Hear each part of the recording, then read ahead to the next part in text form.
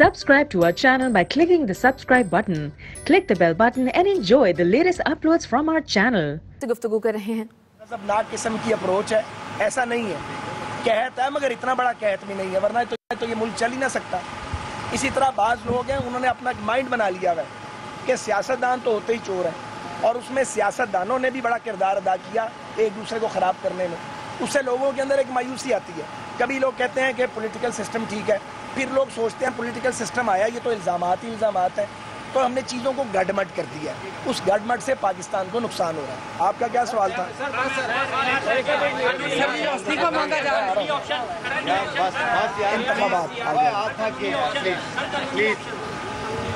देखिए, कानूनी ऑप्शन की बात ये है, कानून की जंग जो है वो कोर्ट ऑफ लॉ में लड़ी जाती है। It is a set procedure. So जो JIT की रिपोर्ट है जिस पे हमारे शदीद एतराज़ात हैं, उन एतराज़ात को हमारे कानूनी मशीर मरतब कर रहे हैं ताकि अदालत उज़्मा में अपने एतराज़ात जमा करवाए जाएं, और फिर कानून के साथ जो प्रोसीजर है उसके मुताबिक चला जाएगा। चला कानून के साथ ही जाएगा, कानून से अलग नहीं चला जाएगा, क्योंकि JIT पर हमारे एतराज़ थे, रिजर्वेशन थे, लेकिन हम मुसलसल JIT के अंदर पेश हुए, क्योंकि पेश ना होना नामुनासिब था कि बहरहाल वो एक अदालती हुक्म के तहत मारज़ वजूद में आई थी। इसी तरह कानून के फ़ैसले को सबको मानना पड़ेगा।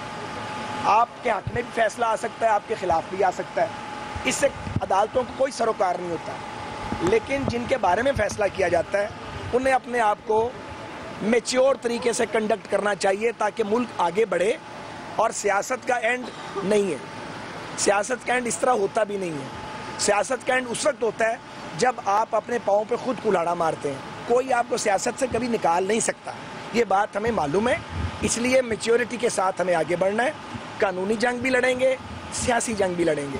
सियासी जंग इसलिए लड़नी ज़रूरत और मजबूरी है, हमारे सियासी मुखालफीन चूँकि तमाम पिछले ज़िमनी इंतखाबात में और एजुटेशनल पॉलिटिक्स में बुरी तरह नाकाम हुए हैं, अब वो सब मिल के बोलने की कोशिश कर रहे हैं।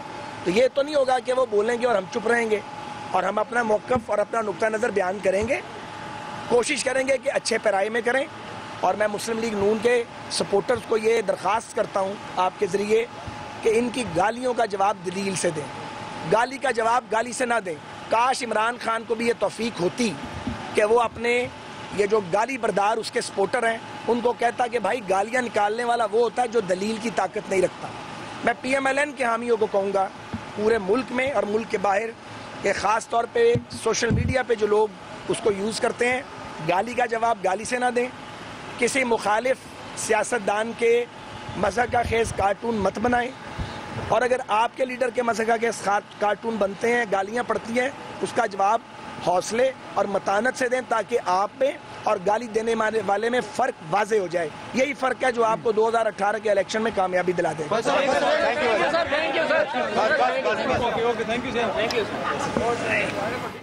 वफाकी वज़ीर ख़ारजा साद रफ़ीक सुप्रीम कोर्ट के बाहर मीडिया से गुफ्तगू कर रहे थे। उनका कहना यह था कि सियासी रंजिशों से मुल्क का बहुत नुकसान हुआ। पहले इंतखाबात की धांधली का शोर हुआ, पानामा केस अब एक फसाना है। मुल्की सालमियत के खिलाफ बाहर से साजिशें की जा रही हैं। इमरान खान रुस्वा करके और इल्ज़ाम लगाकर कैसे अपना कद बढ़ा लेंगे। पानामा केस के हवाले से कहते हैं कि पानामा केस में कौन सी करप्शन बरामद हुई है। बाज़ लोगों ने अपना माइंड बना लिया है कि सियासतदान चोर होते हैं। उनका कहना था कि पाकिस्तान को आगे ले जाना चाहते हैं, सियासी मुखालिफ पीछे घसीटते हैं। अब तक के लिए इतना ही। देखते रहिए एक्सप्रेस न्यूज़।